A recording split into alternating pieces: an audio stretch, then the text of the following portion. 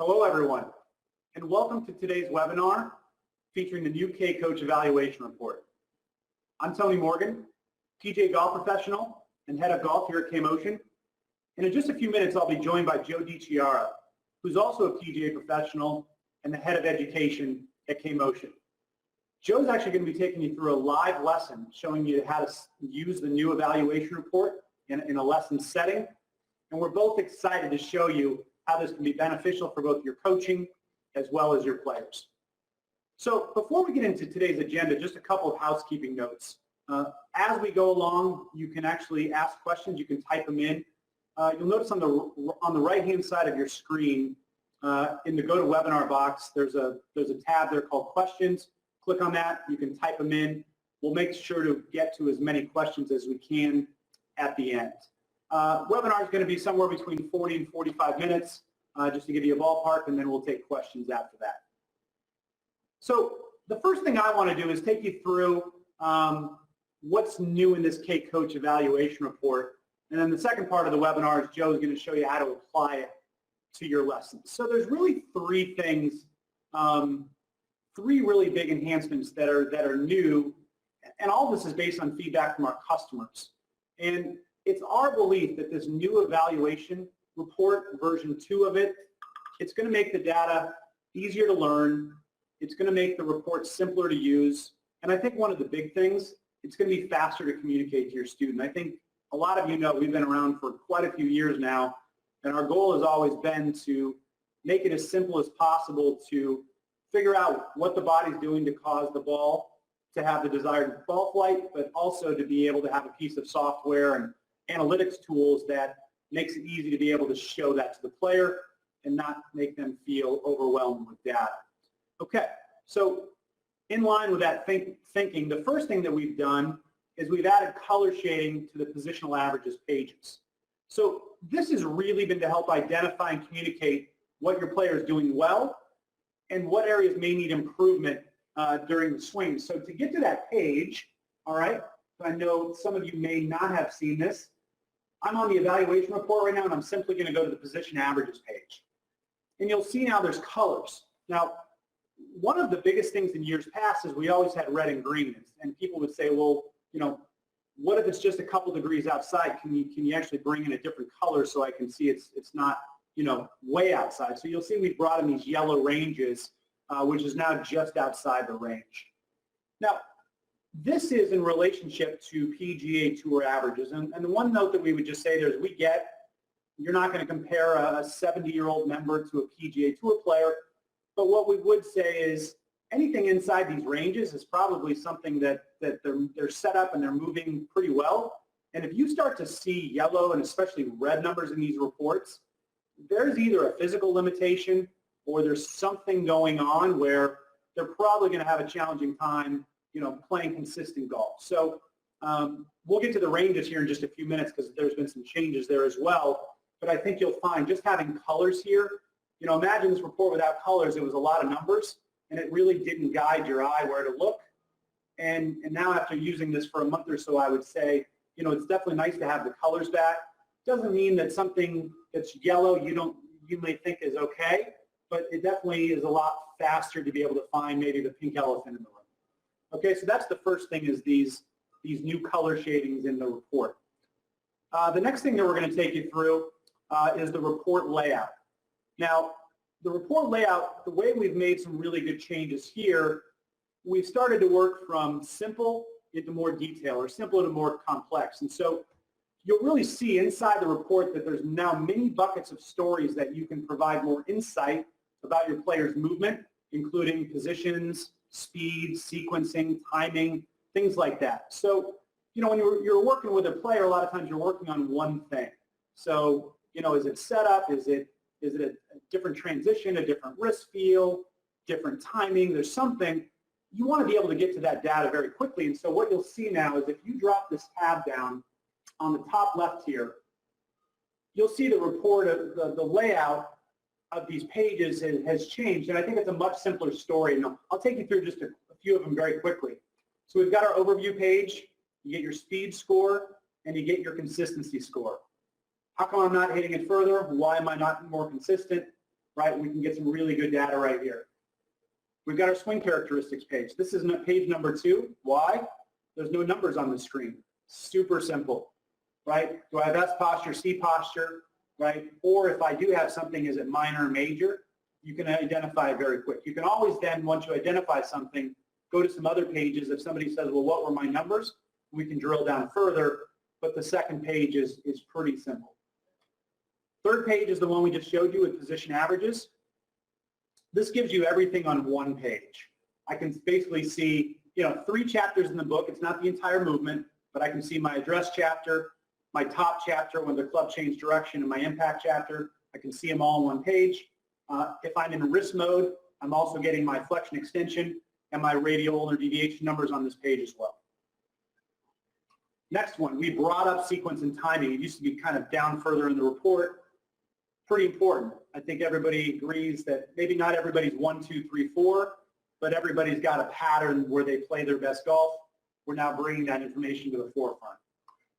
Tempo. Tempo used to be the last page in the report. Coaches are saying, hey, we're using this a lot. We wanted to bring it up further. If you're working on tempo and timing, you can get to this data now right away. And then we've still got our 3 pages that break down address, top, and impact the way the positions page did. But now you can compare your player to a peer based on age and sex, as well as a tour player. The thing that I also really like about this page and our customers like is I can also see how consistent they were on their 5 shots. So if you said, where is this player not consistent at address? Well, I can see every time they set up with their pelvis, it's rotated differently a little bit every time. It's less consistent than other parts of their body at their setup. So the consistency dots here are super helpful. Also, it answers the question, all right, I'm not a tour player, but what am I doing relative to people my age? I've got those averages over on the right. So this page still has a lot of value. Same layout for top and for impact. And the last page, like we said, we were working simple to complex. This last page, really great information, but it might be a little bit more drilled down, which is, hey, how consistent is my player? And the closer the number is to 0, they're very consistent on that part of their golf swing. The higher the number away from 0, the less consistent they were over 5 shots. So very quickly here, I could look and see, first of all, this player is very consistent. But if you said, what's the number one thing they were the least consistent with? It would be their pelvis rotation at impact. But it's only 3 degrees, and we are human, still pretty darn good. But this is giving you a little bit more level of detail, and that's why it's at the bottom of the report. So the last thing that we've done, and I'll take you back to the positions average page to be able to show you this, is we've actually tightened up the ranges on the positions average page. And the reason for that, we were going out 2 standard deviations before, and it really made the range so wide that almost everybody fit in it. And if you're new to 3D or you've been using 3D for a long time, people do reference the ranges. And so if the ranges are so wide that everybody fits in them, they become less meaningful. And so I think what you'll see now, the ranges are definitely tighter. And if you're a 3D user, I think you would agree if you look at our ranges, they're pretty representative of what the good golfers, the best players in the world are doing. There's always the anomaly. There's always that exception to the rule, but overall, I think the ranges are definitely much better suited to get people started with 3D. And definitely when someone says, well, how am I doing? If they see they're in the range, they think they're good. Well, why am I working on it? It's not as meaningful. So the biggest things are we brought color shading back to the report. Makes it a lot easier, especially if you're teaching somebody on your team how to use 3D. They can identify things a lot faster.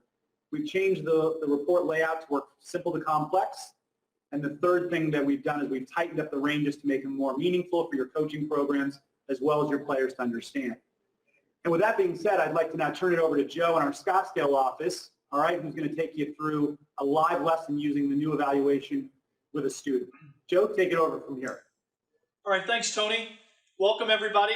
I'm here with Jeff. Jeff's going to be our student for today. And the first thing that I'm going to do is I'm going to go through and just interview Jeff a little bit about his game and kind of what's going on in his game right now. So, Jeff, tell me a little bit about your typical shot pattern. Okay, we've got a 6-iron today. That's what we're going to evaluate. So what do you normally see with your irons? And then what also happens when you maybe miss a shot with your irons? Typically, it's a kind of a high draw is what I hit, and my miss is going to be a kind of a block cut. Block cut. And that's 99% of the time if I miss, it's going to be to the right. Okay, got it. So that gives me a little bit of an idea before we go into this evaluation about not only what Jeff's goals are, he likes to hit that high draw, but also what happens when it doesn't work out. So already my mind is starting to put the pieces together on what we might see in Jeff's evaluation to cause that block cut when that high draw doesn't show up. So the next thing we're going to do is we're going to go through, you can see that Jeff suited up, and now we're going to go through a 5-swing evaluation with his 6-iron, and we'll see what the data shows. All right, so Jeff, you're going to go through. Okay. We've got 5 balls here, okay? You're going to go through and hit 5 shots. We're just going to wait for the ding after each one. I'll let you know when you're ready to swing again. Okay. And then we'll take a look at your evaluation report after we're done. Great. All right? Looking forward to it.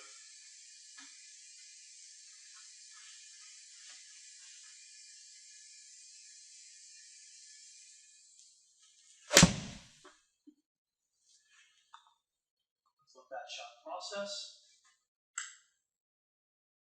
Okay, good to go.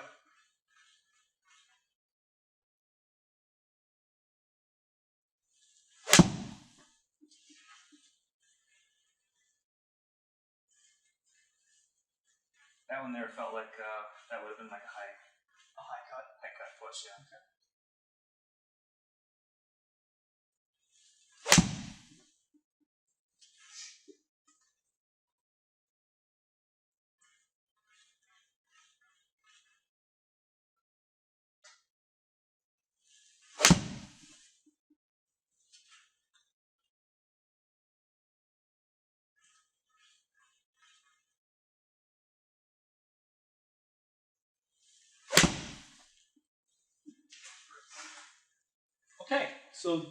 Okay, so let's take a look at Jeff's evaluation report now. So we're going to start over here on the overview page, and this just gives me a little understanding of how well Jeff's creating speed in his golf swing and how consistent he was. So we can see that the speed was a little bit on the lower end, and then the consistency was actually quite high. So Jeff did pretty much the same thing on most of his swings when it came to the positions he hit in the swing as well as the timing of his swing. So once I get an understanding of where he is in terms of the speed creation and the consistency, I'll dive a little bit deeper and start to look at what Jeff's body is doing throughout the swing. So the first thing that we get to is the swing characteristics page. Okay, so your swing characteristics are basically just a categorization of what your movement type is, right? These are taken from TPI mostly, and it just kind of puts you into some buckets, right? About kind of what each area of your body is doing. S posture and C posture is more of an address type of a characteristic, okay? We have no swing characteristic that's out of the norm for your address position, okay. None across the board. The thing that we start to see is a little bit of pelvis spin in the backswing. So what pelvis spin means is it's how you pivot with your pelvis. So it's a combination of how much you're rotating and how much side bend you have. Okay. So it could mean that your side bend's a little bit on the low side, or you reached a little higher amount of rotation than we normally see. Okay. All right? That right there starts me to kind of put the pieces together about when you're not timing it correctly, why you might get that block cut, right? So one of the things that we can talk about in your motion is if you start to get that spinny type of a pelvis in the backswing, do you get to a position where you can't create enough rotation on the way towards impact to where you kind of are a little under-rotated and start to get the club dumping underneath a little bit, right? Okay, or coming too far from the inside. Again, just trying to put those pieces together about what would make sense, why that block cut would show up. Okay. No reverse spine angle. So reverse spine angle is when your spine is leaning towards a target at the top of the backswing, okay? What we do see come up as a major characteristic is flat shoulders. So flat shoulders talks about the angle of the shoulders at the top of your backswing. So you're not leaning this way, but what's happening with your swing is you're starting to lose this angle a little bit. Okay. All right, so when you get into flat shoulders, that in combination with the pelvis spin, or maybe the pelvis spin is causing the flat shoulders a little bit, we definitely will start to work that club underneath too much from time to time, okay? When you're not compensating down at impact, we can start to come in much more from the inside when we start to see a bit of an over-rotation of the pelvis and a flattening to the shoulders, right? Because this is a flat, like it just says, it's flat shoulders. Yeah. This is more of a steep effect on the club. This is more of a shallow and underneath effect. Right, So that caused my club to get way too far behind me on the backswing. It could cause it to get too deep, That's, right? Yeah. Right? Which again, when it's coming from too deep, it's really hard to square it up consistently instead of getting it into a bit more of a neutral plane type of a position. I've been struggling with deep my entire golfing life. Got it. So I think when we talk about how your body is supposed to move, those two are very high on my list to try and get you to eliminate or at least minimize that excessive deep feeling of the club. Yes, please. That'd be fantastic. Okay. So then once we get past that characteristics page, we get to our position averages page, and you'll see that with the new evaluation, we have those color-coded squares where each position is with Jeff's body. So now it gives me a much faster way to look at what's out of the range, especially the red, which is more than 20% out of the PGA range.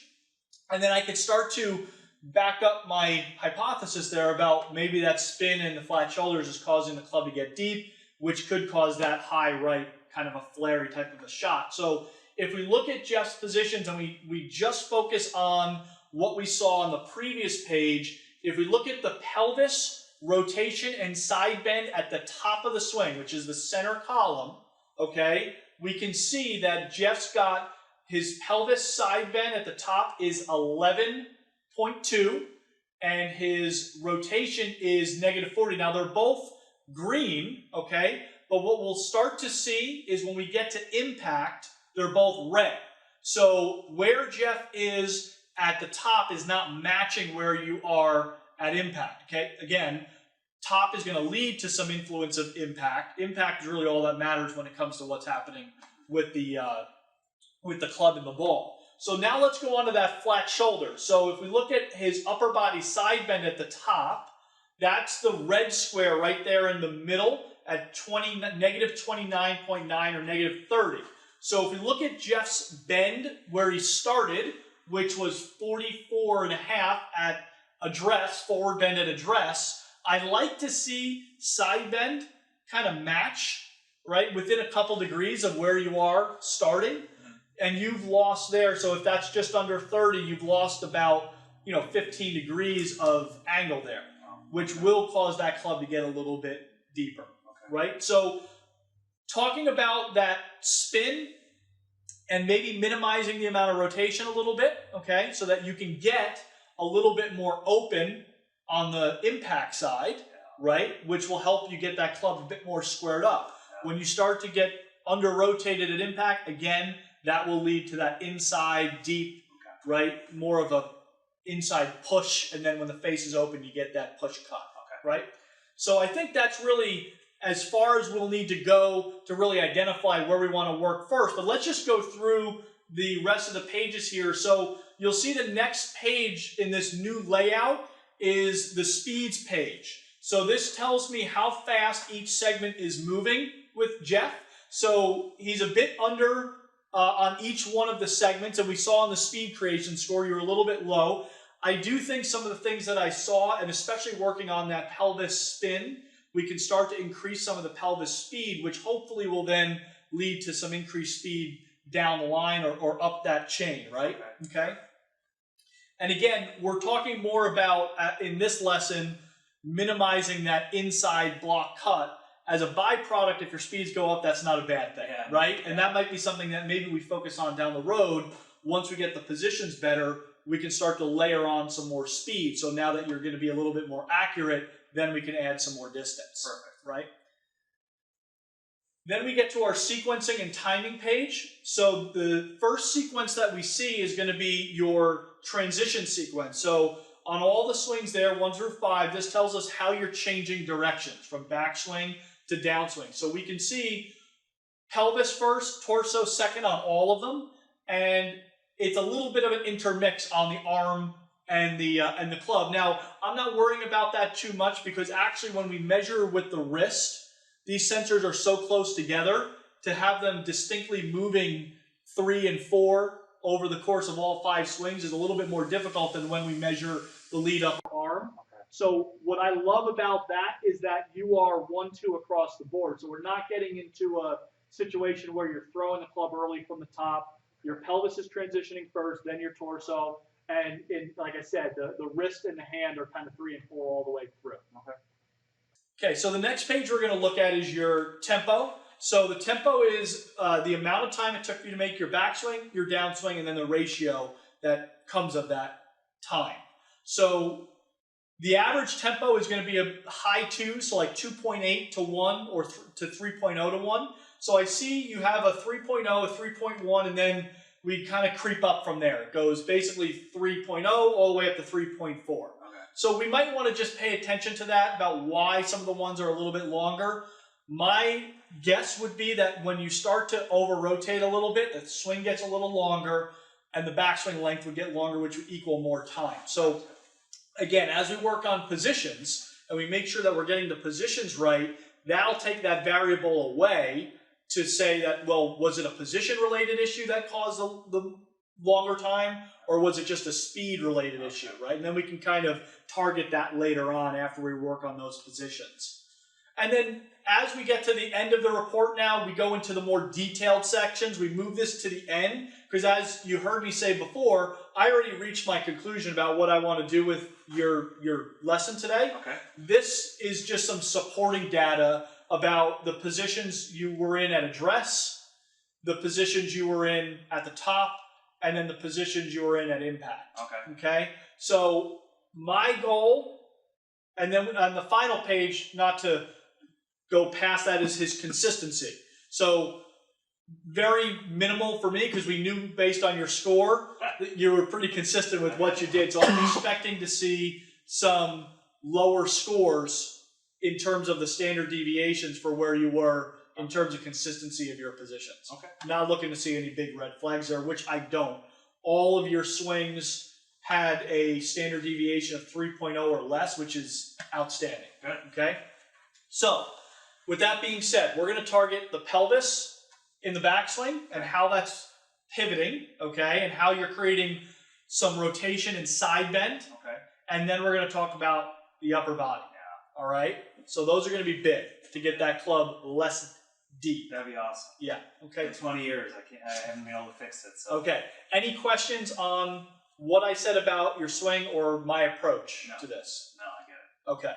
So with that being said, we're going to go through and I'm going to start to talk about some concepts with Jeff right now about just kind of what can we do to give you some better concepts in each one of those areas, and then we'll load up some biofeedback to get you to feel those different positions. Awesome. All right? So what I'd like you to do is I'd like you to set up to that golf ball for me. Okay. Now, as we all know, the way the body moves is like a domino effect from the ground up, right? Okay, so what you do lower is going to affect the next segment. I want you to go up to the top of your swing for me and hold it. Okay.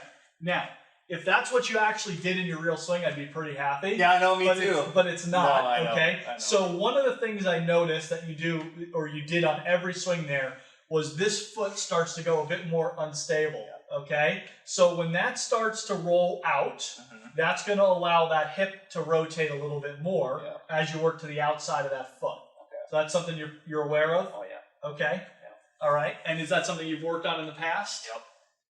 And what has happened, or what has caused it to still show up today? Is it something that you tried, didn't work? I know. Or kind of on and off you try it in your game? I know enough about the golf swing to kind of fill with stuff. Sure. So like I'll try working on this, I'll film it, it's better, but while I watch that, I'll see something else wrong, and I'll quickly move to that. So like I jump around all over the place. I try to fix this 30 times, and then I get distracted by something else, and that's my problem. Okay, so if I was to talk about the chain reaction that's going on, that is going to cause the hip to get a little bit deeper and the side bend to get a little bit higher, which is why we saw that spin characteristic show up. Okay, so what I'd like to, so if you notice, when the center of pressure starts to move outside or too far to the right, you can't help it but to roll out to the outside of that foot, and then this hip gets higher as a result. Okay. And then you might start to over-rotate as well, right? You were around 40, not a huge red flag, but I'd like to kind of cut it down just by a couple degrees, Okay. and definitely keep that side bend a little bit lower. Okay. By doing that, we can start to work on a better side bend of the upper body, all right? It would be no good to do this when this was still happening because it's going to just cause you more issues, right? So we got to keep some stability in that trail foot. Okay. So the first thing I'm going to do is I'm going to load up a biofeedback activity for pelvis rotation and pelvis side bend, and I'm going to combine that with what I call a lead foot drop back drill for you. Have you ever done that one before? It sounds familiar. Okay, so when you set up to the golf ball, we're going to make a couple rehearsals where you're going to drop that lead foot back a little bit as you take the club to the top of the swing. Okay. That will allow you to kind of create good pressure into the ground here. Okay. And if you start to roll out, you're going to lose your balance, right? You're more likely to lose your balance. So it's going to really take your focus and put it solely on that trail foot, and then we'll have the biofeedback to control the rotation in the side bend. All right, let's fix it. All right, so let me go back into our software here. And I'll go into our biofeedback manager. And then I'm going to look at advanced 3D pelvis at the top, which is rotation and side bend. So I'll load that up. And I'm going to edit this activity slightly. So if I go into our edit window, advanced view, so we've got -8 for side bend. You were at -11 as an average, okay? So I'm going to keep it at -8, Okay. but I'm going to dial the tolerance down a little bit. Instead of -5, we're going to go to 2, plus or minus 2, okay? That means you can't go to 11. Okay. You're doing the math. Okay. And then we've got, over here, we've got 38. I'm actually going to go back to the target number. I'm going to bring you down to 35. And then we'll do plus or minus 5 on this one. So I'll make it a little bit more difficult for you. Now, 35 plus or minus 5, you could still get to 40, but we're going to have the numbers up on the screen. You can watch it right down here. Okay. My goal for you is you really want to try and keep it around that 35 number or below, 34, 35. Okay. We don't want to get it upwards of 40 plus, okay? And the big one is that side bend, all right? So let's go ahead and launch this activity. And train this one. All right, so let's go through just a couple rehearsals first, just so you understand kind of how to do that lead foot drop back. So we'll start with the drop back, then we'll do a couple without the drop back, and then we'll actually hit some shots as well. Okay. So the first thing we're going to do is as soon as that club starts to work away, you can work it away a little bit on the slower side first. Start to just drop that lead toe back to about the level of your trail heel, not any further than that. Just a little bit. Excellent job. Okay. Let me bring up the numbers so we can see that. Okay. Oh, yep, you're good. So you can watch those numbers right down here as well as we work our way up to the top. Great, so there's our -7 and our 34. Okay, all right, so we'll go back down. Let's do that a few more times. So how does that feel different to you working your way up to the top? Much more stable. Much more stable, yeah. Okay, give me 2 more with the lead foot drop back, and then we'll do a few just normal backswings. Not as loose. Not as loose. Well, I like that. So a little more of a stretch through the trail hip. Yeah. Maybe even in the oblique. Yes. Yep. Great. So as I'm looking at you now, right, I'm looking from a face-on perspective. We've got center of ankle, center of knee, center of hip, all in line, right? Yep. That's going to lead to a really strong position to start to change directions, right, and not have so much linear motion, right? Yes. And get it working this way. So when we can stop working it as much this way and then that way, right, and getting the club deep behind you and have to figure out a way to get it back out in front, we're going to keep the club in front of you a lot more. This is part 1. This is definitely part 2 to that equation. Okay. All right? So give me a couple back swings. You don't have to drop that lead foot back. I still want you to feel like you're creating that stretch across the trail hip. Okay. So if we look, there's 45 and -8. So side bend's good. Rotation went a little higher. Okay. Let's do that again.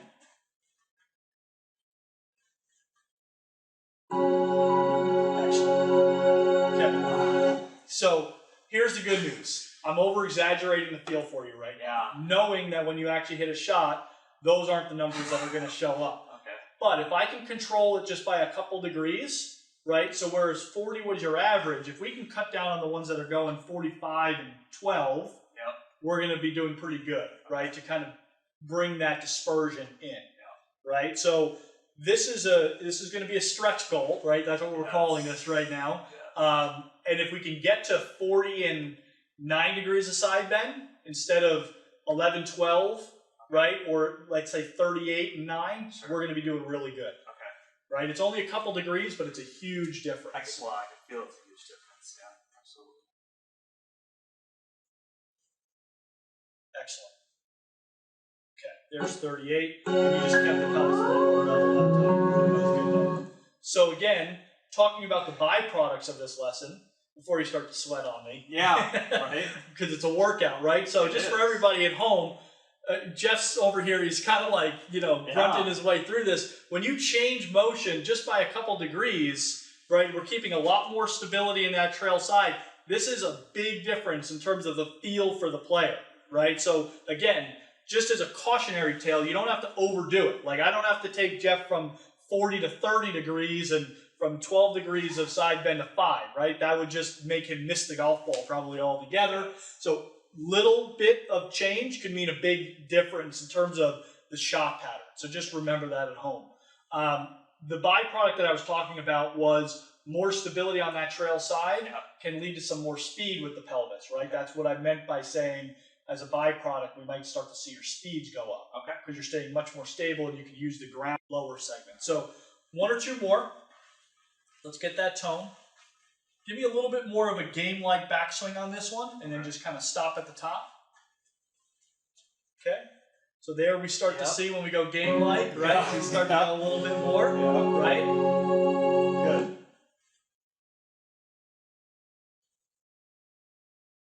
Wow, that's crazy. Okay.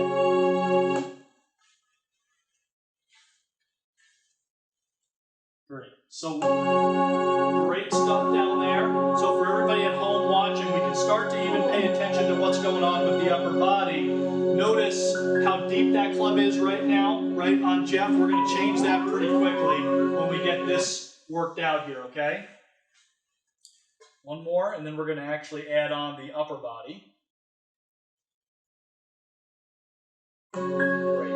36 and 6, right? So if we hit a couple shots, we're going to probably see 40 and 8, 40 and 9, maybe 10 lucky, if we're lucky. Yeah. But again, that's really where that focus needs to be. Okay, so let's go ahead and add the upper body in so everybody can see what we're going to do with that. And then we'll start to see that club start to work in a much different way. So I'm going to leave advanced 3D pelvis at the top, and I'm going to load on side bend at the top. And then I'm going to go into side bend, and I am going to take away the pelvis because we're already working on that, right? So we're just going to look at upper body side bend. And if we look at the advanced view, we're at 42 plus or minus 5. You were at 30. So I'm going to change that target to 40, right? So if we could just get to 35 and get that tone, I think we're doing pretty good. Cool. I'll go ahead and launch that. We'll train all our activities, right? And we'll just skip past the pelvis for now. We're just going to talk about the upper body, all right? So concept-wise, a lot of ways to get this done. I mean, there's probably hundreds of ways I could tell you to get more side bend. We're going to find the right one that works for you. So I'd like you to go ahead and set up to the golf ball for me. Again, we're going to continue to keep this stable, right? And what I'd like you to do is we're going to actually work just in the takeaway first. And what happens in the first position off the ball, which is when the club gets to parallel and then when the lead arm gets to parallel. All right, so if we go to lead arm parallel to the ground, take me there. Okay, so at this point, I'm already seeing that club really, really far inside the hands. Okay. Right, pretty deep. So when that continues to go, that's when the shoulders get pretty level, right? Yeah. So if we look at that, we're at 27. Okay. Right, that's where you were at 29 on an average, right? Yeah. So what I'd like you to do is go back down, and this is the part that's going to feel a little bit foreign to you. What I'd like you to do right off the golf ball is if you had the sensation of this shoulder going straight down as the club goes back. Go lead arm parallel to the ground again, but this, okay? So now, as an exaggeration, we've already got that side bend. And where's that club head in relationship to your hands? It's better. It's more on top of them, a little bit inside, right? Not that way, right? Let's go back down. So again, remember, I'm working, you can stand up and rock for a second. So I'm working in exaggerations, right? Yep. I'm telling you I want your lead shoulder to go straight down, knowing when you actually hit a golf ball, it's going to go down and back a little bit, but it'll minimize the amount of this, right? Because you have this shoulder staying relatively high, which is the flat shoulders, and as a result, your lead arm starts to rotate a lot, and that's what gets the club head way back behind you. So if we can get this shoulder to go down a bit more as you rotate back, we can get this arm in a better position to where it's not over-rotated and then stuck behind you. We can get it a little bit more in front of your chest. Perfect. All right? Let's do that a couple more times. Lead arm parallel to the ground. Shoulder down. So now, if we have you go just a little bit more rotation, right to the top of your swing. So now, if we look at the top of the swing position on everybody, we've got 47, right, which is, this is an exaggeration, right? You're going to be somewhere around 40, right, hopefully. And if we look at the club, it's much less behind him, okay, and it's more in line with his hands, right? So that's a much better position so that when you start to change directions now, you can get that club back out in front of you a lot easier. Okay. All right? Let's do that a few more times. Slowly first. Work the club up, shoulder down. Excellent.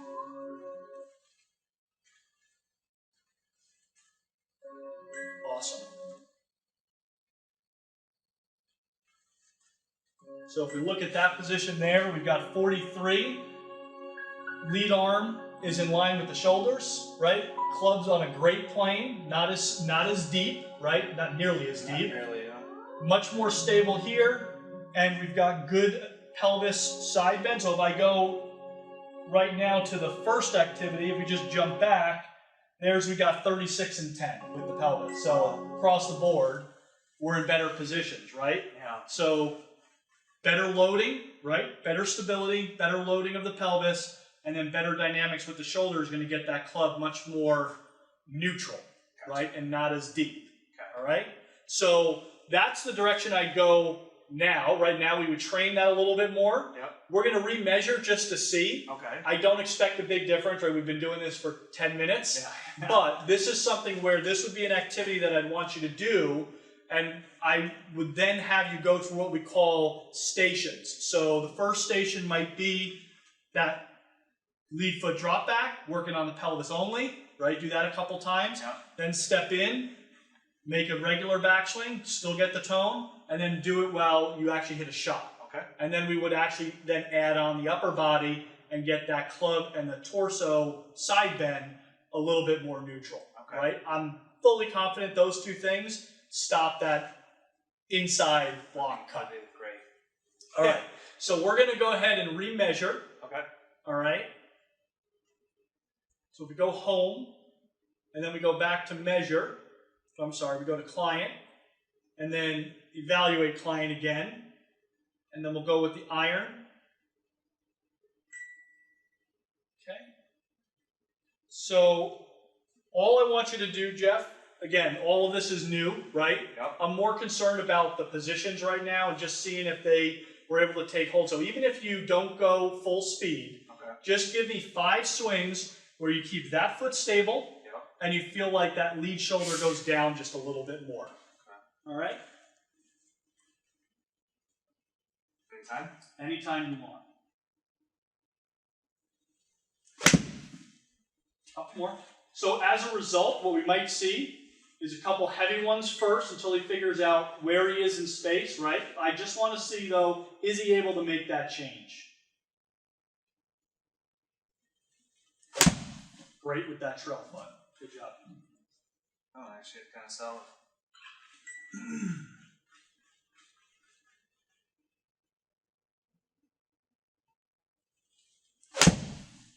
Really solid. Good. Second. There you go. Pretty good.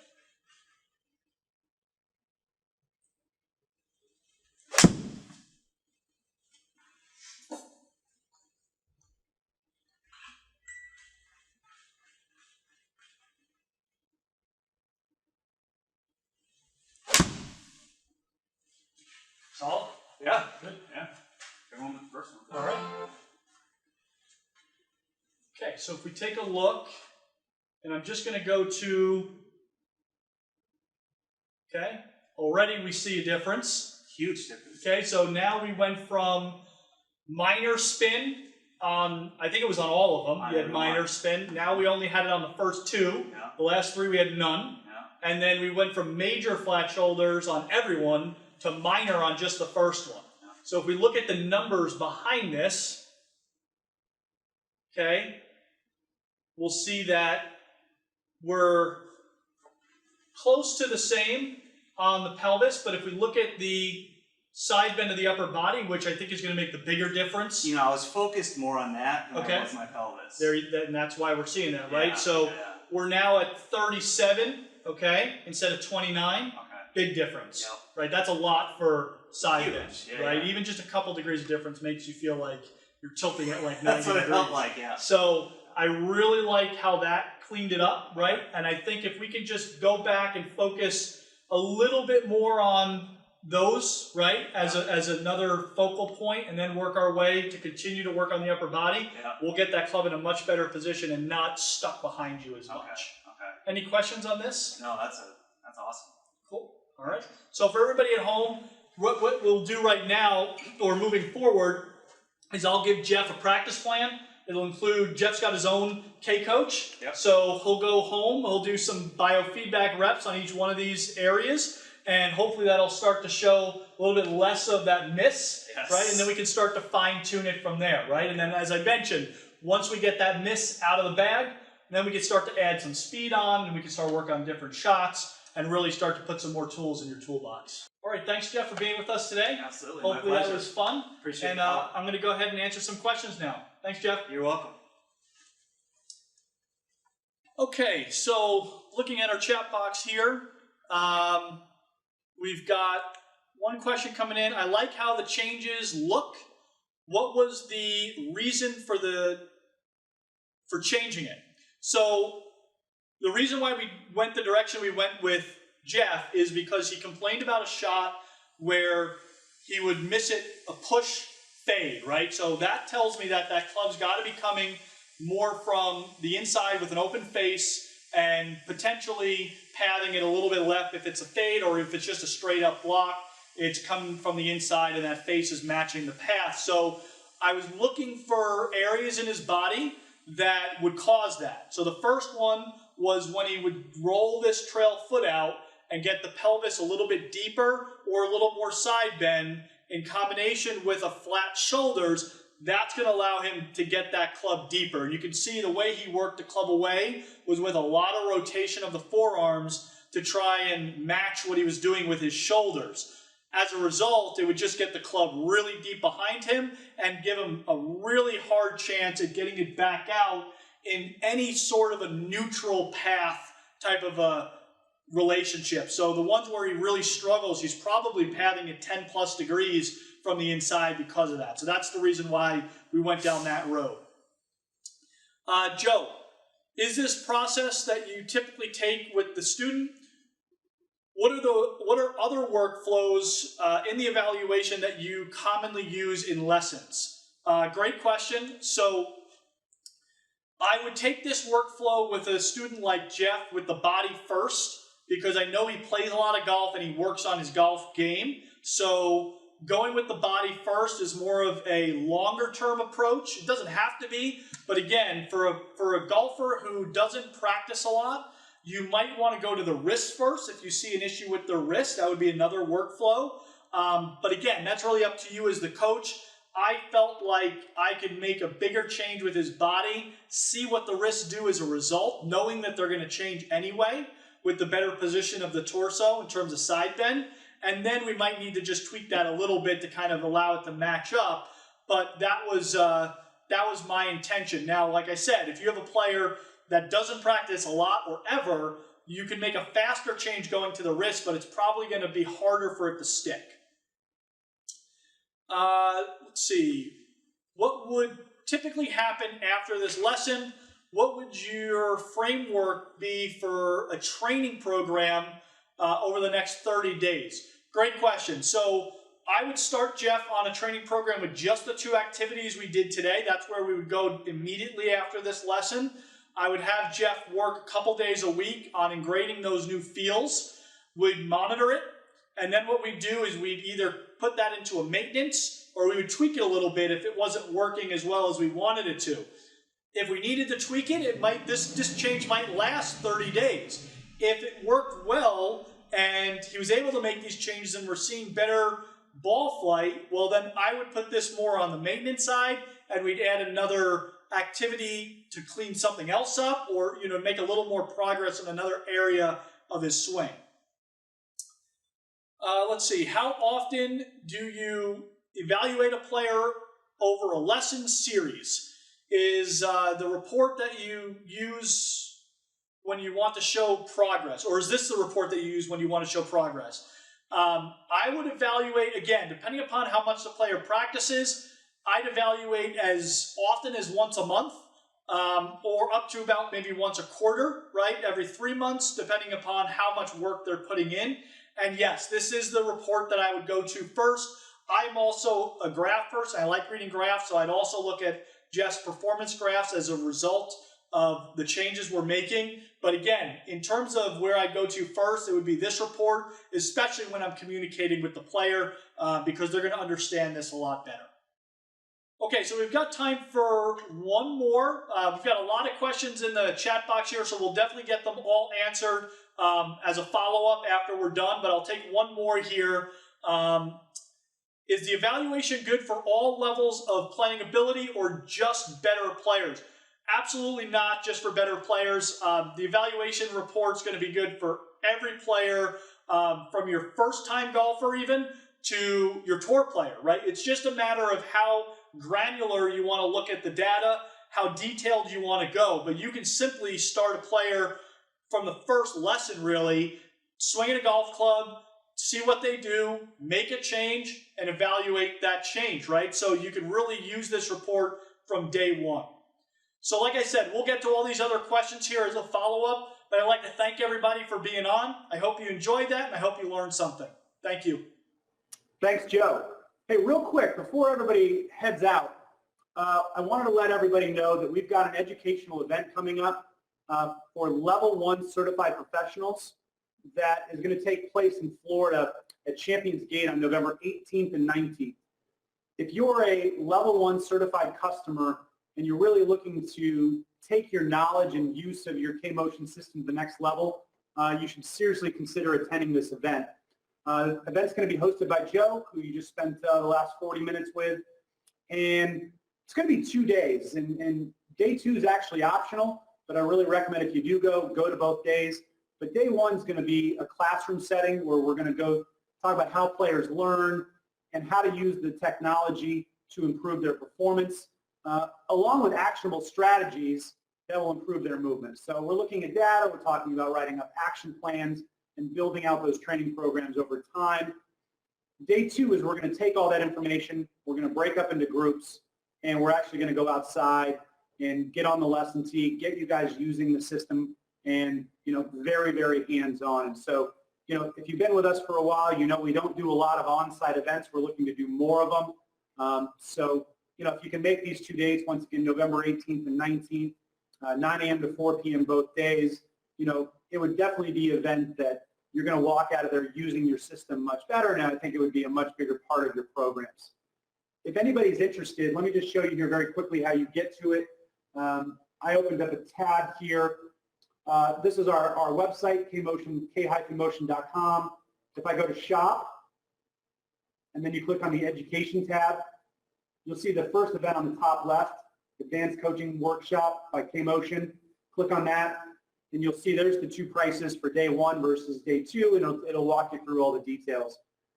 Just wanted to show you how to get to that. So anyways, we look forward to seeing all of our customers there. It is limited to the first 30, so if you're interested, please sign up. And thanks again for taking the time to join us today. We hope you got something out of it, and as always, we appreciate it. Thank you.